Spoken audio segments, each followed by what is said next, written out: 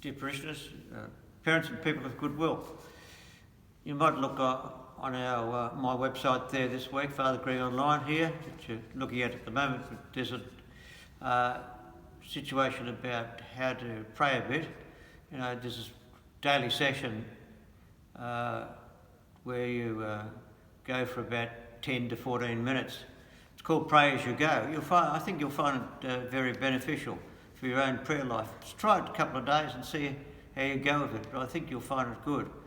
It gives, something every day under just the date, August 29th, 30th, whatever, 31st, September the 1st, etc., etc.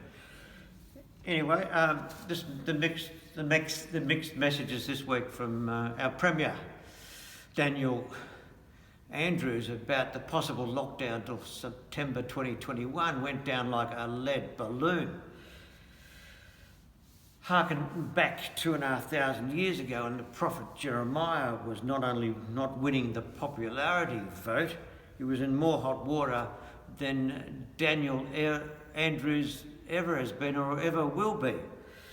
And Jeremiah, in our first reading from the Old Testament on this 22nd Sunday of year A, is not enjoying the insults of the Jerusalem population as he tries to bring the word of God to them at that particular time, so many hundreds of years ago. And he mentions, I'm a daily laughing stock, everybody's butt, etc., etc. Poor Jeremiah. Jeremiah's reading this week reminded me of how low people can go emotionally, even though they're trying basically to do the right thing, or some tragedy falls out of the blue and rocks their whole world.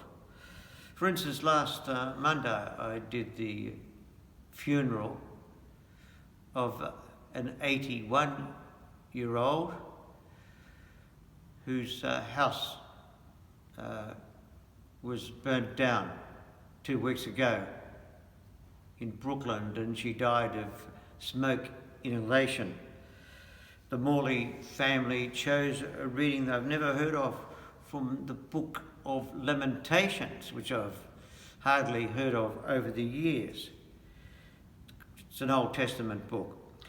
Consequently, with COVID-19 still very much something hanging over our shoulders, and the chances for this and other negative onslaughts on our daily lives, I thought it worthwhile to learn something very positive from this Old Testament book of Lamentations. Before that, I'd like to mention, though, the book of Job in the Old Testament could also help us to confront the mystery of suffering. But Lamentations is in itself worth much consideration, straight after the book of Jeremiah in the Old Testament. The historical setting of the book of Lamentations is 587 BC. It's held within the context of the destruction of Jerusalem by the mighty Babylonian Empire and the destruction of the temple itself, the beautiful temple, and the people having to go into exile to Babylon, most of them except for the poorest and the weakest. The 5 poems in Lamentations that comprise most of the book of Lamentations, the poems, were composed in Palestine in response to this crisis in the political, social and religious life of the time. The poems in the book reflect both an individual and communal lament of what has occurred, lamentations, lamenting. It was not principally a calling out to God, to seek out God's help, but more to do with an expression of a spontaneous response to the presence of chaos, brokenness, suffering and death in one's life and around one's life. When we hurt physically, we cry out in pain. When we, in the past, cry out religiously, when we're hurt religiously, we lament. God is then addressed directly with the heartfelt question, why? I don't understand. How long is this pain, this suffering going to happen? I am at my limits. What's going to happen next? Something worse, even? Well, suffering, grief and anger are experiences that can also lead to chaos. Lamentation provides a structure which enables one to face and express these feelings as well as go through them to a fuller, healthier life and healthier situation. And so in those grim times, the Israelites were tempted to return to the more wholehearted devotion to the Canaanite religion of the past, the pagans, or to the stronger so-called gods of the Babylonians, or remain with what we know as the true God and seek some understanding of their present situation, partly pain.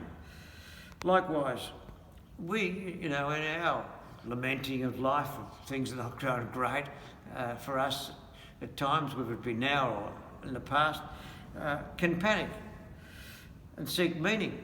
Some people seek meaning in all sorts of things, like whether it's palm reading or astrology or some certain addictions to avoid their pain.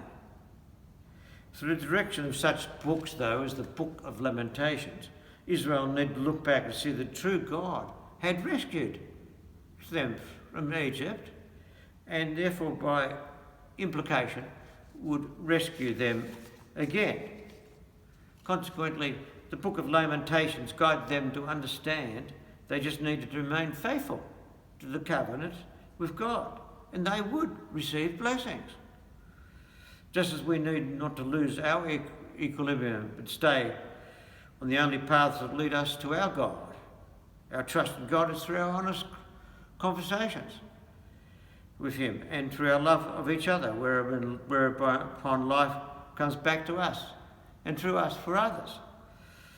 As with the sentiments in Lamentations, so it is in our day that the door of God's mercy is still open.